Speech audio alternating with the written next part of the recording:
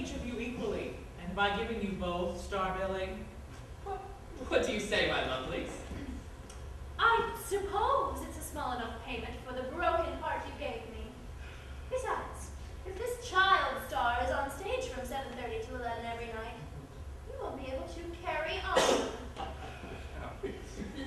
I hadn't thought of that. I'll be too busy to go with anyone. Besides, there'll be no more taking advantage of me, Mr. Schultz. Me, a poor child too young to know what's good for her. Except for my career. That comes first, last, and always. As long as I get what I want. Good. And that settles that. You know, I always thought I was first-rate at some other things. In fact, I always thought that I would make a good impresario. And what would a businessman know of the creative arts? Typical small-time talk.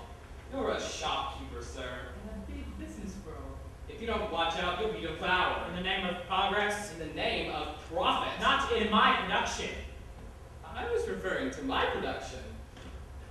You mean you intend to replace me? I do. I would never allow it. Nor will my artists. Madame, of course you will stay with me, no matter how hard you must struggle. At this stage of my career, I must use my time to the best advantage. To the most selfish ends, you mean? Well, no matter. The younger generation retains its principles, right, Miss Larkson? Well, without financial backing, I'll be right back where I was. I can't believe it. I'll sit with you, sir. Ah, Nedwin. Of course you will. Although I won't be able to pay your salary, we'll have the good of the theater at heart. Oh, well, sir, the bill collectors are already hounding me. But I gave you your start. I took you in as a beginner. And I'm an experienced stage manager now. Times change. Go with them then. Go, all of you, with your compromises and your competitions, with your profits and your progress. Get out! You just calm down. One thing will not change. I promise you that. One thing will outlast your modern world, and that's the opera theater. This is my only consolation.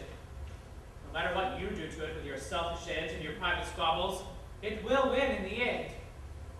Long after you have lost your money, Mr. Eiler. Long after you have lost your voice, Madame Golden Trill. Long after you have lost your youth, Miss Larkson. Long after we are all gone, the music you perform will be here. But I won't. On second thought, I'm going to leave this mess to all of you. Lord knows you deserve it more than I. Goodbye, pool business. Goodbye. But your office. Take it. Take my possessions, my position, take everything.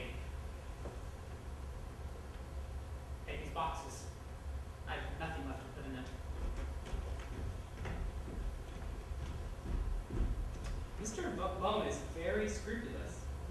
Too much so, in fact. I want to warn you all of one thing. I'm not going to be so easy.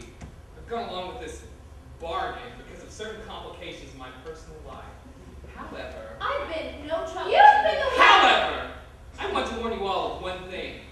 You may have the looks, the talent, and the managerial know-how, but I have the money. And the minute one of you steps out of line, I withdraw the cash, and this production is off. I want you to know, sir, that I will be of the utmost help. And that's the truth. Being truthful is my chief characteristic. I, of course, will do anything for